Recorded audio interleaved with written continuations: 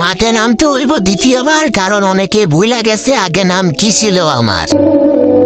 সহজে আমার সাথে কেউ লাগতে আইসো না, কারণ অতীতে অনেকে লাইগা দেখছে আসলে আমি কারো সাথে পারি না। কি করে গ্যাঞ্জাম মারামারি আমি মোটেও পছন্দ করি না, কিন্তু যদি করি তাহলে মায়ের না খাওয়া পর্যন্ত ময়দান ছাড়ি না।